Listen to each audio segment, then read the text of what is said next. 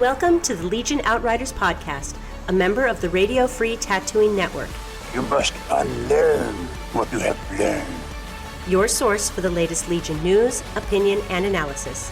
You will never find the more wretched hive of scum and villainy. John Archiquette. Will somebody get this big walking carpet out of my way? Matt Turner. I'm not afraid. And Joshua Gray. You will be. You're locked into the Legion Outrider podcast with John, Josh, and Matt here in Las Vegas, Nevada. And we're not going to call it the Hive of Scum and Villainy right now. We're going to call it Hockey Town, USA. Yeah, go Knights, go, baby. Despite what Detroit might say. Bye-bye, Kings. Bye-bye, Kings. So we're going to start out right off the bat talking about the Star Wars Legion tournament we just had. Stuff coming up. But Matt insisted that we talked about hockey to start off with. Right, Matt? Ice hockey? Is there any other kind? No, we're not going to derail it too bad here. We'll get back into the Star Wars stuff, but we just had to give a quick shout out to the local team because we just swept the Kings, and we're moving on to the next round of the playoffs in our very first season. So anybody who's not from the U.S. and Canada has been paying attention. We're actually doing pretty well, and for a city that's not a hockey city, we're excited about that. Personally, this will surprise nobody. I don't know what all the fuss is about. This is literally the worst season in franchise history, so I don't know why you guys are all so excited. You've been a fan for years, right? Years, yeah. I'm assuming you're making a joke about something. Yes. Okay. Because how could you be a fan for years if this is their first year? Exactly. The worst season in franchise history. I get references. Yay! So we won't drag on too much hockey talk today, but we got some Star Wars stuff too. Good. Since it is a Star Wars podcast, not necessarily a hockey podcast. There, we can make jokes there. Yes. That would be good. So what's been going on, guys? You guys get any Star Wars games in this week? I have not gotten any games in this week. I've got a couple of opponents sitting out in the game room right now. Yeah, we're about to go waiting, out to league night. So, we got game night going on here. So as soon as we're done with our duties here in Outrider Central, then it's out there to play the game that we actually kind of talk like we're knowing something about and experts or something. So, yeah. It's this Wii stuff. I don't know. Okay. So, Matt, you were kind of administering the tournament last weekend, right? Yeah, no, it was a lot of fun. I did get to walk around and watch a lot of the games and answer some calls here and there. Definitely for our next event, I plan to be playing in it. But we did get a quick game in last Friday, me and you, John, which was a lot of fun. But other than that, we had 13 players show up for our non-launch weekend tournament, so that was pretty good. We had a little bit of a rebel skew with 7 players playing Rebels, 6 Empire. That's still pretty balanced, though. Yeah, no, it's pretty close. I was a little bit shocked. I thought, because I see so many Imperial players here practicing, but then the tournaments bring out the Rebels, I guess. So that was pretty cool. We played 3 rounds. Everything went pretty smoothly. Luckily, the facts we were talking about last week helped clear some things up for some rulings, so that was really nice. But very excited to keep going. So how's pace of play? All the games that I've played leading up to now, there's a lot of stop and start and looking at the rules and this does that. No, that doesn't do that. How do you do this? Is that starting to equalize a little bit? Yeah, no, if you've played more than 3 games at this point, which most people have except you, it goes pretty quick, actually. No, we had 2-hour time limits, and by and large, everybody was able to play with that. We even had some brand new people come out, and we had the timer up on the wall, kind of kept an eye on it. But I wasn't going to shut down games. If for some reason they went past time, I just had them finish turn and then score it out and go to the next round. But overall, most people were able to finish in that 2-hour time frame. What's the list diversity looking like out there? Because obviously there's not a whole lot you can do with. Well, there's the one with the stormtroopers, right? No, I know that, but are you seeing a lot of straight up mirror matches? Vader seems to be very popular.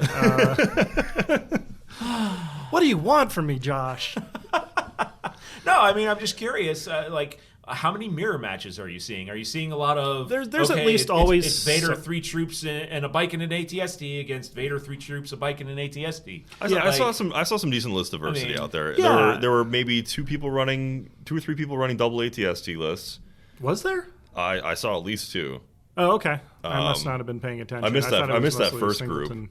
But I saw 2 people running double ATST lists. There seemed like there were a couple. I didn't see any double air speeders as far as I saw. No, I didn't see any of that. ATRTs were definitely, I think, the order of the day for the Rebels. Yeah.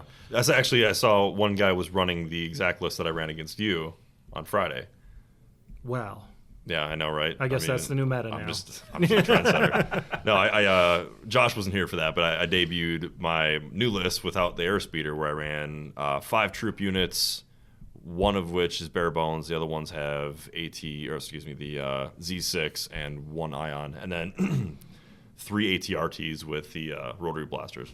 Yeah, I saw some interesting builds with the Rebel troops using the Z6 and then impact grenades. And basically, you were just using the Z6 dice to fish for extra hits for the impact grenades. Yeah. And then going vehicle hunting for ATSTs or what have you. And I think I should have probably done that against you. But our game that we played, I have to say, that's probably the most fun game I've played yet. It was pretty ridiculous. And, I had a lot of fun. Our games are always fun. So True, but it was probably the closest game I've played yet. Yes, and I'm so glad I figured out a way to throw it all away at the end there. I was finally going to topple John and take the laurels of victory for my own brow.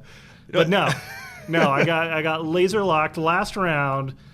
So we're trying to get to either side's long edge to score for the breakthrough scenario.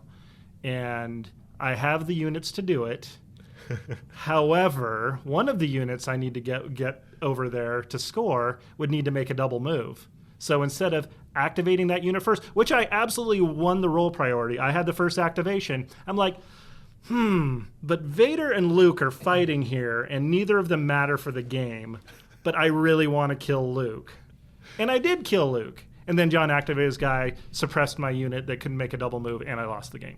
Snatching defeat from the jaws of victory. It was mine to snatch, and I surely did. But it was super fun. I did get greedy, just because any chance Vader gets to kill Luke is just an opportunity not to be missed, apparently, even if it costs you the game in the end. Well, he did play characterfully, so you got that going for you. Yeah, no, it was the narrative victory I was going for. So you can't use Luke in our next game. Oh, okay. You'll have to use... So I can't play again until Leia comes out, basically. Duke Skywalker or something. Because he's dead. Just draw another U on the card and have it Luke, like the Zahn trilogy. So there you go. It's the clone Luke. I'll just draw a little mustache on Luke. It was this Jedi it's not guy the same guy. incognito.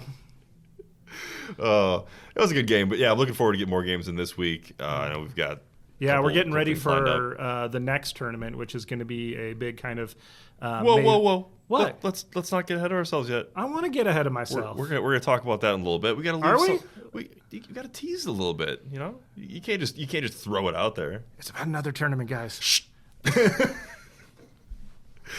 We'll talk about that in a little bit. We got some, we have the order of operations here. We have some. Well, you've got the list in front of you. We got Star Wars news to talk about. We've got hobby news to talk about. We'll talk about some facking going on. A lot of from facking. Mr. Davey himself. Yeah. He's dirty facking. He's I'm not even going to go there. I'm not even going to go down that rabbit hole. Not going to do it. I'll rabbit hole. So of course, every time one of those facts comes out, we got a whole army of debaters going on online, talking about how they interpret the rules, and then debating en masse. Yeah. That's what the internet's for. Yeah. So, arguing about games. Well, yeah. Right? And debating in mass. Yeah. Yes.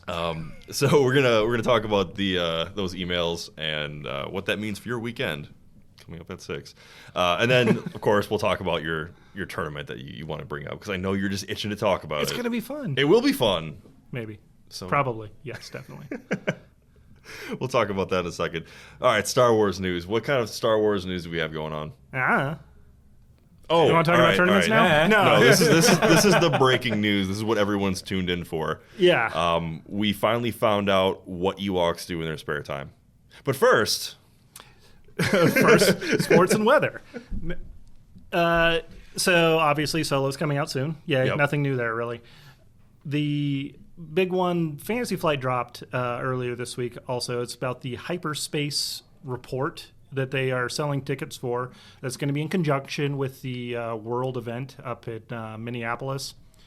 In the whole Star Wars World Series. But May the 1st, they're going to be doing the road ahead, basically, the hyperspace coordinates for Star Wars in their game line going forward. So we're expecting to see stuff for Imperial Assault, which they've already dropped some things on. Probably not the LCG, because that's wrapping up soon.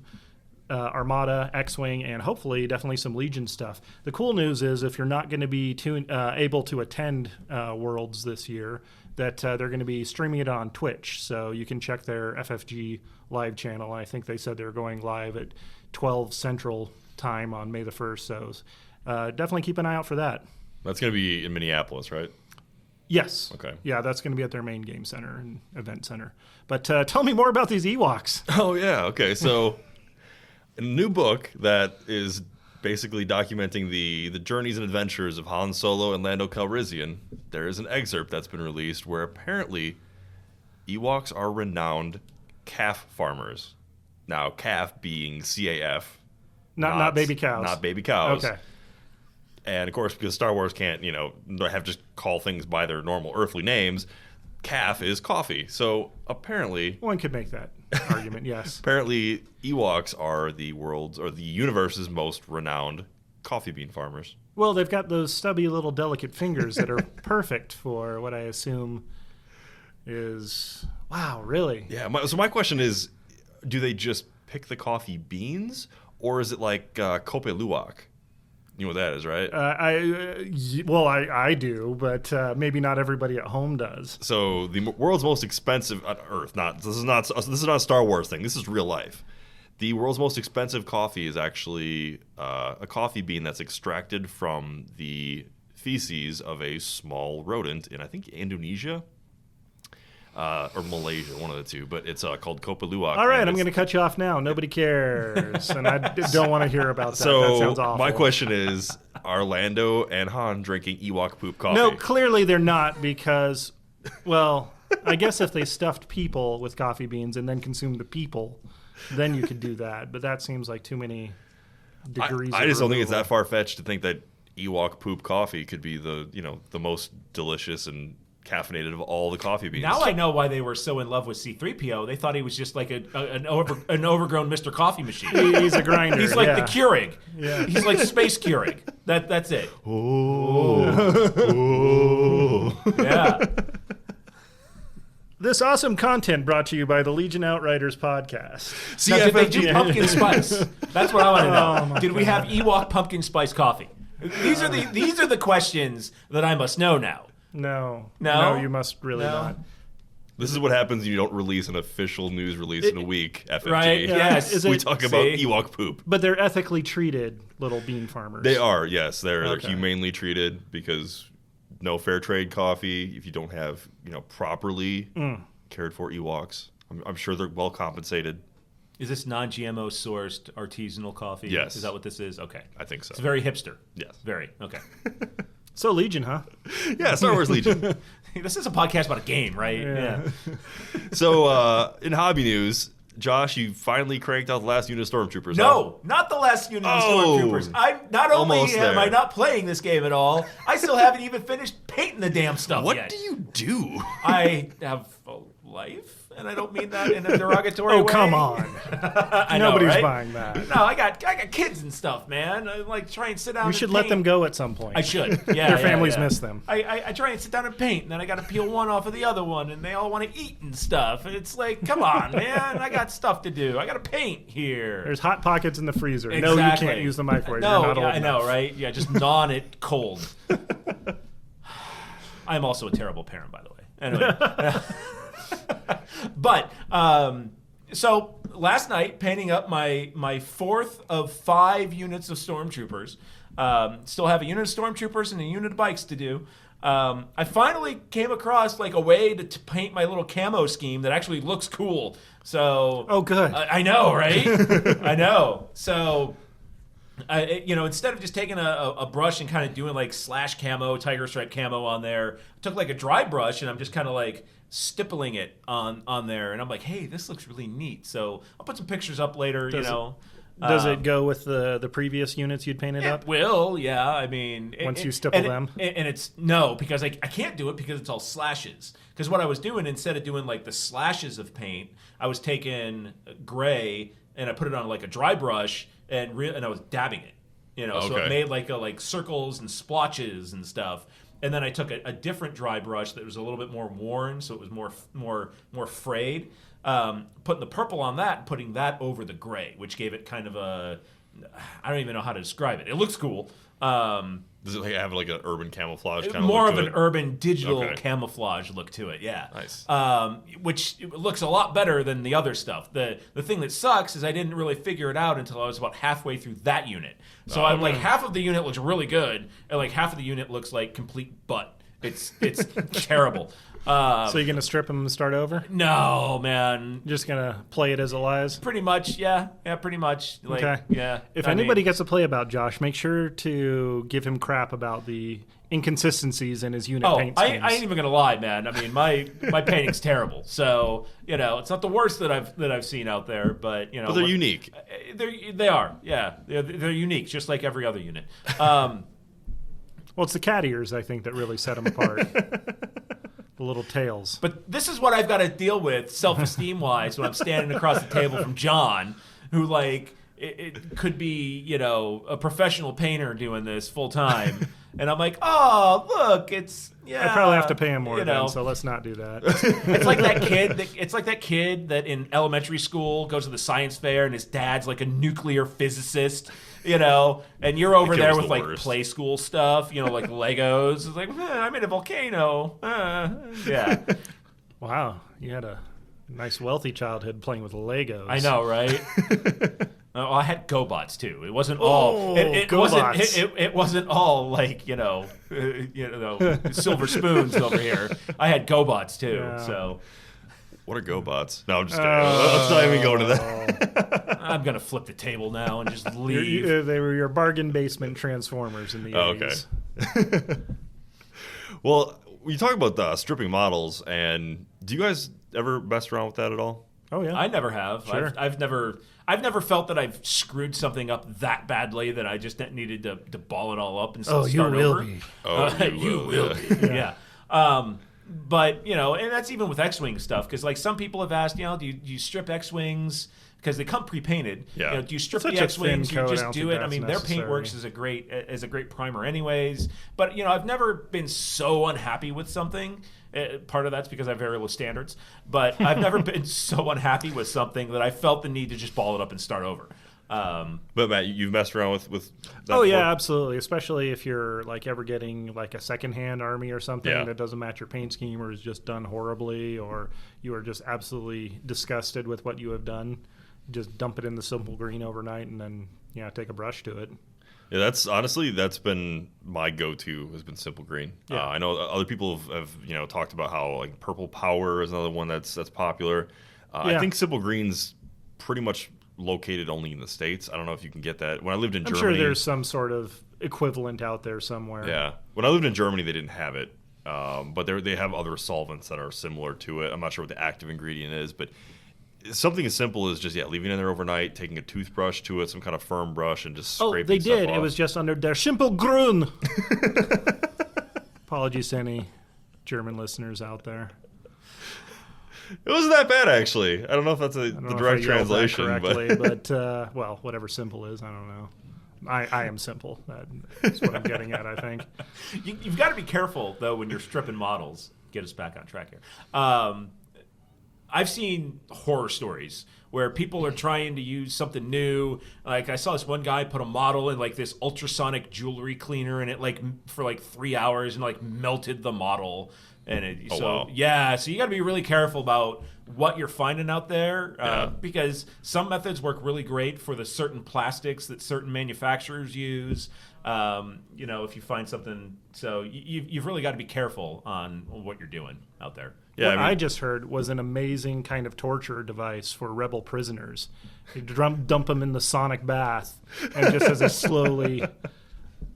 Oh, yeah. There's that too, yeah. Right before you freeze them in carbonite. Right? That's only if we care if we want to keep them around or not. Wait, so when did you turn into like this Imperial apologist? I flip-flop. I'm wishy-washy. Whoever's winning that week in the galaxy, that's where my allegiance is. I'm a bandwagon jumper. I want to do a quick flashback to our first episode where we talked about what armies we were most excited about playing. Mm-hmm. Josh he stayed the same. He was adamantly Imperial. I believe you said, Matt, that you were most excited about playing the Rebels, but you were going to buy both. And I did. Yeah. And I say lots of things. I can't be held accountable for things that happened like weeks ago. No, I'm going to be the vindictive girlfriend here, and I'm going to be like, you said 6 episodes ago that you wanted to be a Rebel player. I'm coming up with a sonic bath torture device. Who does that sound more like, the Imperial side or the Rebels? The terrorists, definitely. Right. I don't know. Yeah, the who had interrogation droids? Yeah. Who had the... That wasn't a flu shot, mister. Who had like the drone with the giant like syringe poking out that was going to go right at Princess Leia with in episode 1. Or, no, New Hope. Yeah. That was the Imperials. Yeah, that was. Sorry. Yeah. Torture. Just because it was black, it was an assault interrogation droid. I mean, yes. Black doesn't automatically mean evil. It's not black hats. I mean, come on here.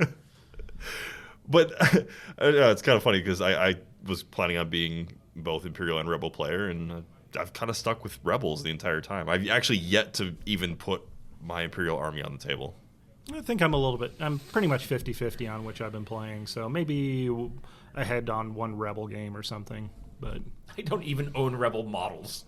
That's true. You traded all of them right off the bat. Traded them all away. Literally, whatever anybody's playing, I will play the opposite on. That's I probably cool. should practice some mirror matches at some point, but you got Rebels? Cool. Let me go get some Stormtroopers. All right, well, let's get into our main topic for the day. Before that, though, we've got a quick message from our sponsors. Tune in every Wednesday to Radio Free Tatooine, a Star Wars podcast that's better than some and worse than others. Take a trip to a water cooler far, far away as we bring some casual, fun conversation into the Star Wars podcasting community. Hosted by me, Sean, my sister Amy, and John. Radio Free Tatooine. We may not know what we're talking about, but we sure know how to record it. For more, visit RadioFreeTatooine.com, a proud member of the Radio Free Tatooine Podcast Network.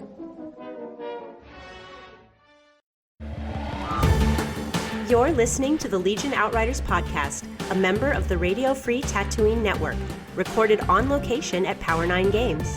Whether you're looking for the latest releases from Legion, X-Wing, 40K, Magic, or any of our other extensive inventory of board and card games, head to power9games.com and use coupon code OUTRIDER10 to get 10% off your order. Plus, shipping is free on orders over $100. Now, back to the Outriders. And we're back with the Legion Outrider podcast. Getting into our main discussion for today's episode, we're looking at some of the big facking news that has been laid upon us by Alex Davey. Thought we agreed we weren't going to do any more fact puns.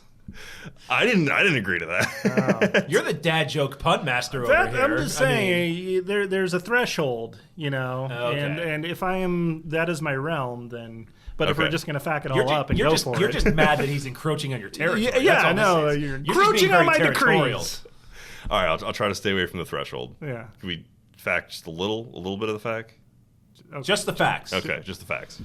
All right, so we got some new emails from Alex Davey that's been sent out to various inquirers. Yeah, By we mean the internet. He's not sending Yes. us anything. Yeah, he's Yeah. not saying, but I mean, this is the cool thing about this community where, if folks have questions, they have an open line to the developer, like the man. Well. That, I can't imagine what his inbox looks like. He must Oh, have yeah. 10,000 emails a day from people That's asking what I'm him saying. Maybe an open rules line is questions. a little bit Yeah. overstating, but Well, he is at least picking and choosing some good responses. Sure, and he's receptive to issues, which is really, really good. So, that's one of the things I think is really healthy about the community is that in lieu of getting a no-kidding rules update FAQ, we're getting these little mini updates as we go. And I wouldn't say in being, lieu of, though, because it's not like they've talked about how they plan on putting one out. It's just that we haven't gotten it yet, so kind of to hold us over. Still that soon TM. Holdovers, sure. Maybe that's a better thing.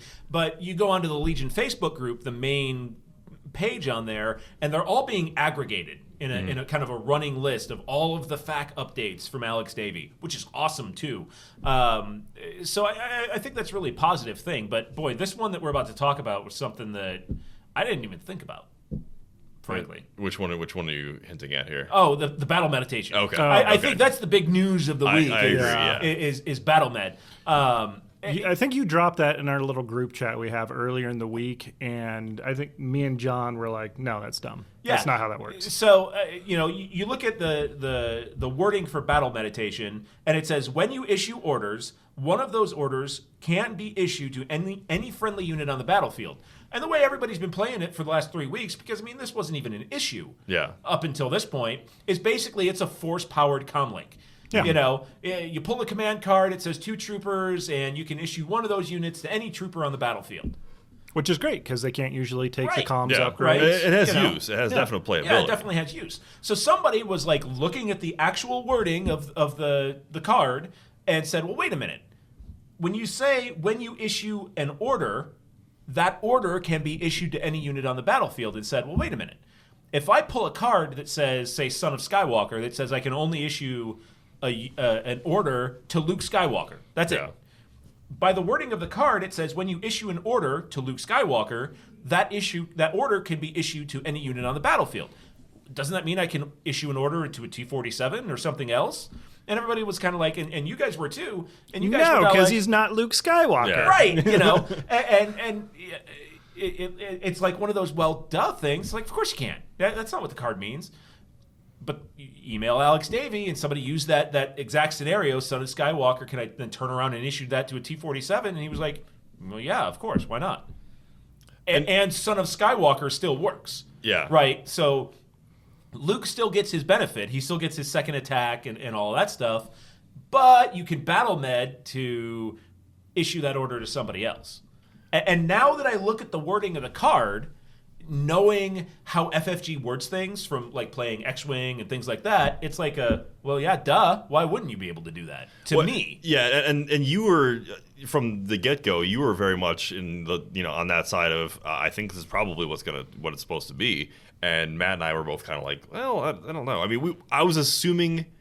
You called precedence from X-Wing, and I was like, well, that's cool. This is a different game, though. Yeah, it's a different game. But never mind, you were right. Yeah. Is that what you wanted, Josh? Is this why you wanted? No. You were right, Josh. But I think that has huge implications for strategy going forward, because that opens up a whole lot of stuff. Oh, it boy, really do does. it. And before we get into that, I just want to point out that this is the importance of differentiating rules as written from rules as intended, and not assuming intention. Because I'd gone into this, I guess, assuming what the rule was intended as opposed to I'm so guilty of that all the time. Me too. I've been playing it literally as a force-powered comlink. Yeah. Cool. It's the same amount of points. It makes sense. Exactly, yes. So, and I think that's probably one of the holdovers from other games, from playing things like 40K and Bolt Action and War Machine and whatnot, that, we tend to bring in some of that baggage, and I fail to heed Yoda's words of, This game continues to surprise me. Always two there are. What? Wait, 3? No, not that one. Another Skywalker. You have to unlearn what you've learned. Oh, that one. That's appropriate for the thing topic. that we say right in the beginning of our show. Oh, that one. It's in the open. Yeah, I forgot that. And yeah, so Alex Davey proved Josh right. And damn, that's a good card. Yeah, it is. It's into, especially as an Imperial player with Vader that has 3 force spots, auto-include. For me, absolutely. Yeah. Rebel players with 2 force slots, they've got a little bit of a bigger choice that they've got to make. Like, okay, what am I going to take off of here? Yeah. I like to run a cheap Luke. I usually like maybe a saber throw if I'm expecting to see a bunch of vehicles or something like that. But battle meditation seems like +1 all the time. It's amazing. Vader, I think, is the tougher choice still, because there's so many things I want to have on him like all the time. I think he's an auto-occlude on Vader. I think it's a tougher call. So what are you giving up? Your reflexes, your saber throw? Saber throw, reflexes, battle meditation. Yep. So no force choke, no pull? No force choke, no push, no. And the funny thing is that's how I've been running my Vader the entire time. Without knowing how it is. For both games? Yeah, for both games. Wow. Yeah. Okay. Yeah. You'll get more games in, buddy. You're so bitter today. I am. Why I want everybody so to play bitter, this game Matt? and have fun with it. Why? But really, you have to look at what, It's too many Ewok coffee beans. I know, obviously. That just ruined your entire world. It's probably an area of the Star Wars universe I could have gone on living without. All right, without getting too off topic, basically we're looking at these cards as what's it replacing, and is it a better card than back to sports reference, rules above or wins above replacement. Is this going to give you more bang for the buck? And I can't see it being.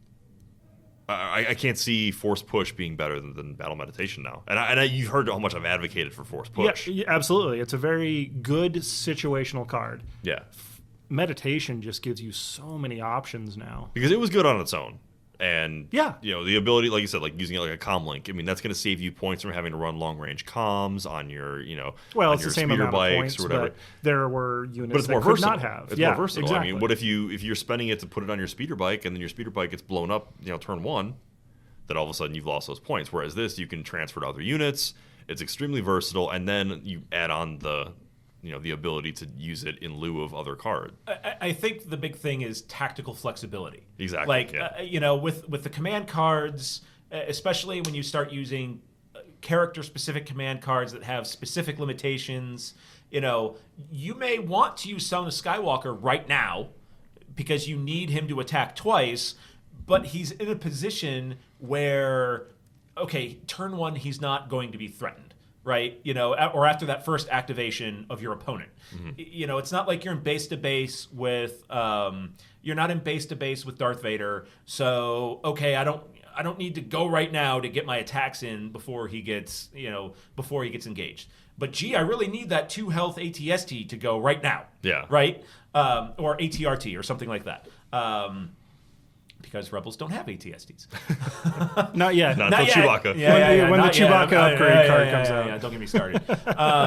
Or I need that 2 health airspeeder to go right now. Yeah. Right? But because it's going to die. It's in a bad tactical situation. I need to get one more attack off with it so I get my points worth out of it before it gets blown out of the sky. And I think that's going to be the scenario that's going to be the most, right. They have the most play, because that is what the biggest problem with the airspeeder is it's a glass cannon. Mm-hmm. It has the best weapon in the game, but it's also very, very fragile. Right. This ruling of battle meditation basically takes Son of Skywalker and turns it into a 1 pip super powered standing orders card. Yeah, I would. It's as good as assault, except for it's got the added bonus. Now, granted, I would much rather use the assault for that purpose. Or ambush. Ambush is the ambush. Yeah. Sure. So I would much rather use it for that purpose, because then I'm not wasting Luke's ability to attack twice. Sure. But if you're not using Luke in a forward role to actively go and assault and engage in close combat. Mm-hmm. You're right. It's a second 1 pip card that you can use to get that first action, probably with an airspeeder in Rebels' case. Yeah, it's so good. Yeah, so good. and like you said, tactical flexibility is the name of the game, and that was the biggest reason I advocated for force push, because it has the flexibility to pull units closer to you to engage in close combat, throw units out of cover. It's still a great card, but coming from a Luke player, where I've got only 2 to choose from, I still think Force Reflex is a very good card. And for Vader, it's a must-take. I don't see Saber Throw or Reflex as being replaceable. On Vader? On Vader. Oh, yeah, no, absolutely not. Because he's too slow. So you need that ranged attack to be able to do some damage. Saber Throw's not a big deal. Saber Throw's not a big deal on Luke, because he's got the pistol. Exactly, and it still does the pierce and all of that. So you don't need Saber Throw, because what you're getting above the pistol isn't much. I mean, different dice and whatnot, but I think that this is actually really timely too, because we got so many people that are excited for Veers and ready to jump ship. This is a very unique power because it is a force sensitive power that Vader can do that gives him some support capability that people hadn't been exercising before. Yeah, he's not just a choppy murder machine. Yeah. Right? Yeah. I think you're probably going to have to think twice now if you're going to just automatically throw Veers in there instead of Vader. Oh, I'm still going to do that, but there's at least some deliberation. But I think with Rebels especially, though, we're going to see a lot of play from it.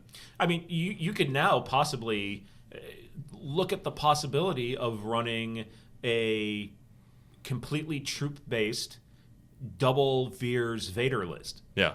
You know, no bikes, no ATSTs, but with the flexibility of the DLT-19, you know, maybe you don't need, you don't need that, you know, out of an ATST or a unit of bikes.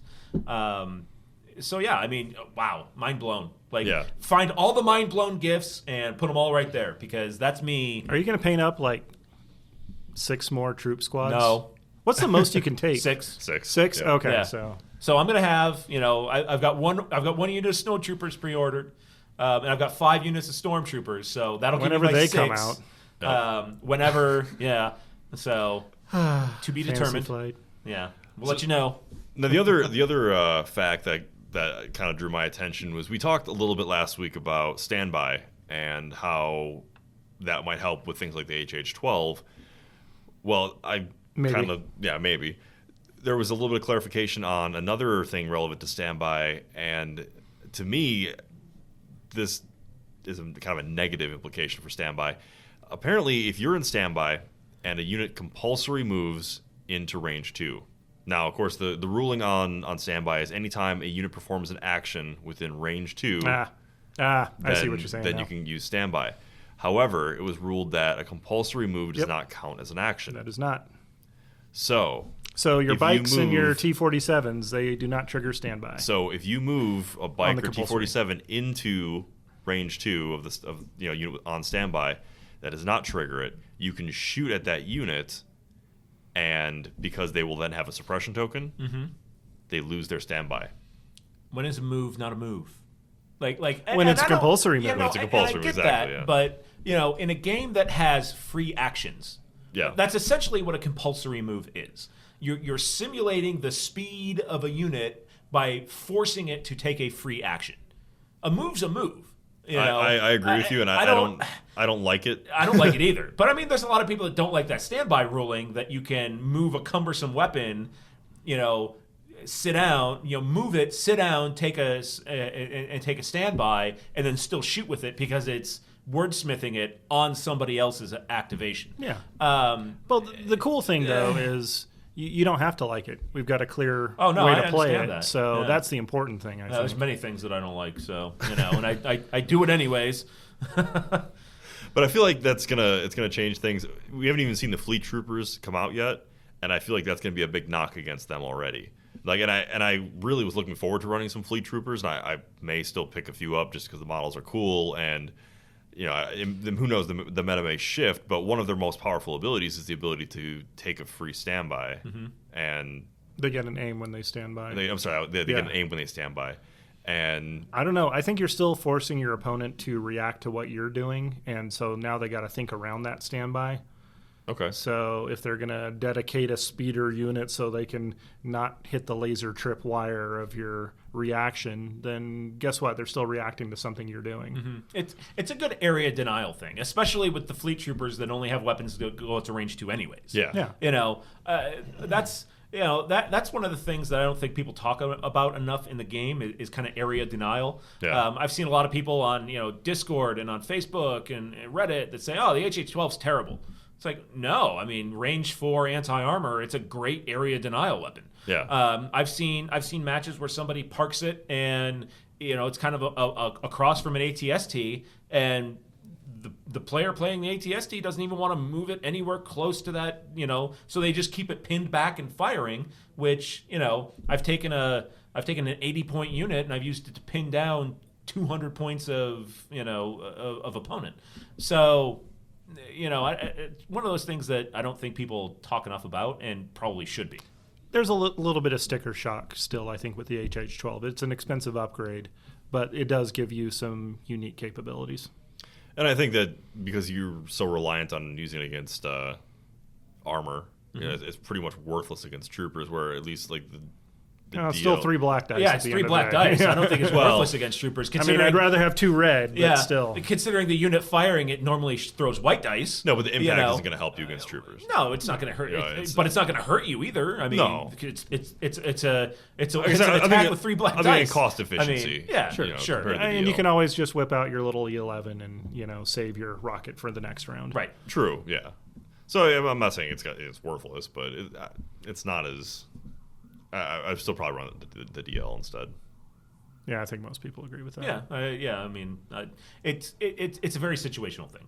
But no. How much has range come into effect? How you guys have played so far? Have you tried to outrange things? Huge. Yeah. No, it's a big part of the game. Yeah, it's huge. Yeah, I mean, to the point where sorry, I don't mean to no walk go on top for it. of you. Yeah. To the point where I've seen not only and it's something that I didn't realize you could do.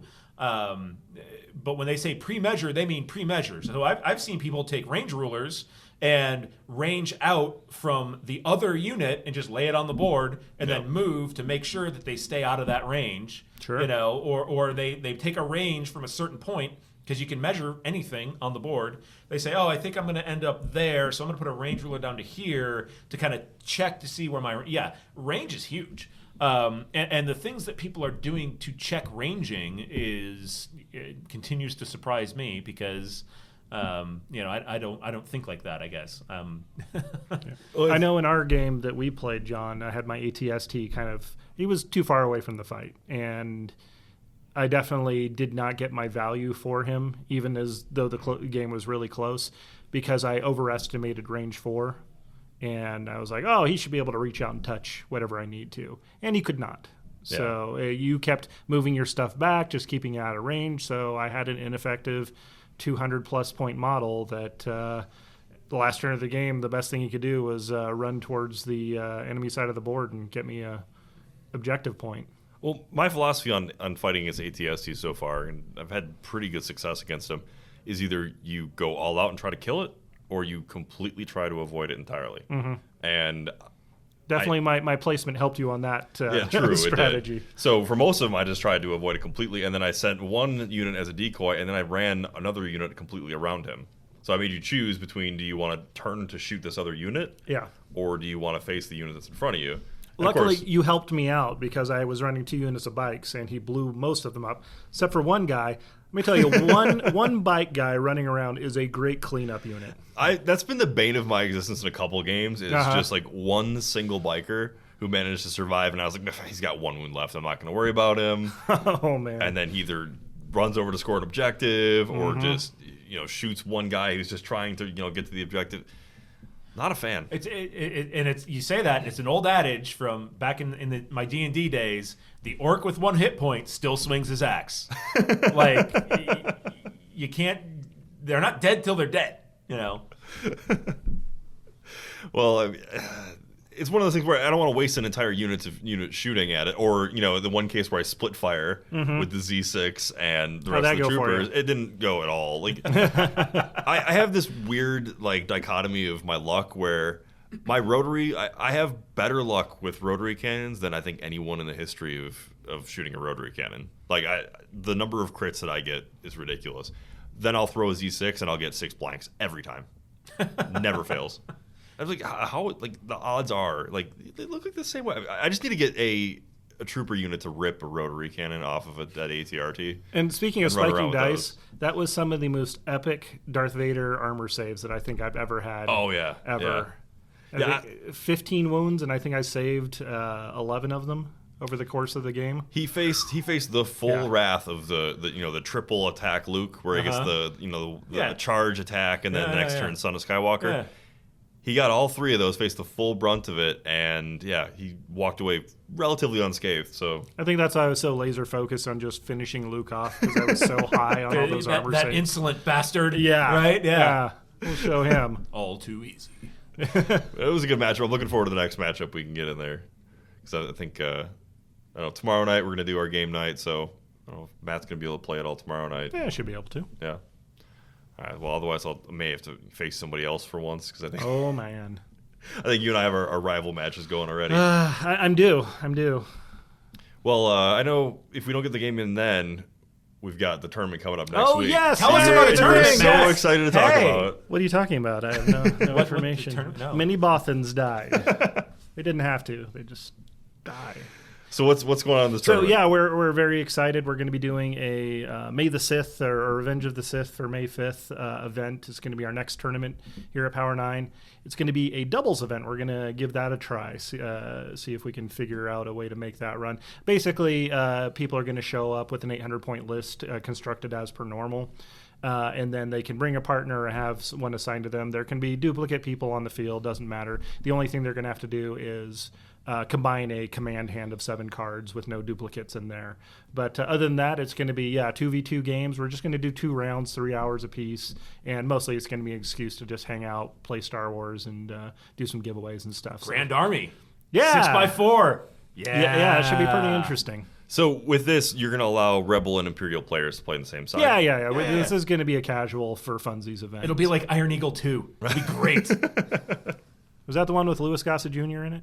They're all with Louis Gossett Jr. in it. But That's that's the the one where one the thing I Americans know team about, up with the yeah. Russians to blow up the unnamed Middle Eastern countries, because it was all fictional. Kerplakistan? Kerplakistan to blow up their nuclear reactor. So yeah, that's what it's going to be like. Yeah, that's great. That's exactly what we were going for. It was Iron Eagle 2. yeah. That's the new segment we have on the show, is reviewing or providing the synopsis for 80s action Hey, movies. once we started talking about the Cannes Film Festival, it was all downhill from there. Wow. But so you said that you can have the command hand as long as you don't have the duplicates of cards. Now, Sure. if he's running Imperials and I'm running Rebels, can I have 3 Luke cards and he can have 3 Vader cards? Sure. And 1 standing orders. This is awesome. Yeah. One standing Most orders. awesome. Okay. Yeah. Does it have to be standing orders? Can it be an ambush? Oh no, because you've got to have. You always only have to have have 2 standing of orders. each card. card. Yeah. Yep. Damn it. Yeah. So I don't know that's one thing that we haven't seen come up yet because we only have 1 Right. commander per side. Yeah. But Again, we're kind of just shooting on the hip from this one, just to try and have some fun. So don't try to break the game too much, guys. we're probably not even going to win it. But No. Probably not even Probably going to not. win the whole thing, because there's only 2 rounds. Unless Right. we only have Yeah. a Yeah. few teams show up, there will probably be. But if you're in the Las Multiple Vegas area winners. or feel like making the drive over from California, Hell yeah, and come on down. We haven't upset you too much with our anti-California hockey talk. Yeah, swing on down. This is going to be interesting because it looks like most of our downloads come from Northern California. And that's Rich gaming tapestry. It there is. It in is. Yeah, it Southern is. California. And they're rich San Jose Shark fan territory as well. Which, hey, mad props to the San Jose Sharks fan base because they do have a pretty dedicated fan base for being a, not necessarily traditional hockey area. We're all Legion fans here, though. Yeah, Okay? for sure. Yay! Let's focus on the common brotherhood instead of the things that may I divide could have us. sworn you said not so much hockey talk this time. At the All beginning right, of the all right. episode. Okay. Snuck a little bit more hockey talk in there. It's still like 99%. Can't help Legion yourself. talk. Plus, we have listeners in Canada. I'm sure they appreciate that. Oh yeah, no. Well, that's pretty much all we have to talk about this week. Do you have anything else you guys want to mention? One thing that I would mention is, if you're looking for community resources or another place to talk about the game, I know my Facebook feed now, because of all the groups that I've joined, is basically it's Legion Book. Do you actually get any work done during the day? No, I don't. Okay. But if you're looking for another place, it's kind of more, another place to discuss or anything like that. We've talked about Facebook and Reddit. There is a Discord server out there. I'll put up a link once this episode goes live. I'll throw up a link to the Discord server. So if you're looking, I'm on there. My handle is Outriders Josh, real original. Say hi, whatever. I was gonna take Outriders Josh. That's too bad. I'll trade you. I'll rename myself. I'll be Outriders Matt, and you can be. No, I'll be the real Outriders Josh. Jesus. Good Lord. The things I will post in your name, sir. Trust me, I don't think you can do any worse than I've already That's done. fair. Never mind. So, He's going to make you look positive. Yeah. right? He's going to say nice things to people. What happened to Josh? He's so cheery. I don't know. If we get this Matt, the Matt that we've had on this podcast, this episode, he's just snarky. Been, yeah, I know. Am I grumpy today? Straight ragey. Oh, Yeah. okay. You transfer that restraining bolt. I know, right? You get the shock collar now. Anyways, check out the Discord server. A lot of good discussions going on there. They even have a tabletop simulator league that's going on. If you're not familiar with tabletop simulator, Don't look into it. It's basically a way to play tabletop games through your PC. They even have a VR app, which is pretty awesome. So there's a full league, kind of like how X-Wing has Vassal. There's a full league going on through the Discord server for Tabletop Simulator. I think they got 45 people in it. So if you're looking for another Legion fix, Tabletop Simulator through Discord's a really good way to get it. So we'll pop that link up when this episode goes live, and you guys can check it out as you wish. Awesome. Matt, anything else you want to bring up without being too snarky? Too snarky? No, I'm afraid you've limited my interactions to, hey, thanks for listening, guys. Well, if you don't have anything nice to say, Matt, don't say anything at all. Well, then that just takes me off the podcast, I think. All right, folks, that's our show for this week. Just want to remind you that the Legion Outrider podcast is brought to you by the Radio Free Tatooine Network, a podcast network that's better than some and worse than others. To see the full lineup of shows, head to radiofreetatooine.com. See you next week, Outriders. You've been listening to the Legion Outriders podcast, a member of the Radio Free Tatooine Network. Only now, at the end, do you understand? For more from the Outriders, make sure you like us on Twitter @Legion Outriders, subscribe to our Facebook page at facebook.com/Legion Outriders, and make sure you like and subscribe to the podcast. Thanks for listening. You're all clear, kid. Now let's blow this thing and go home.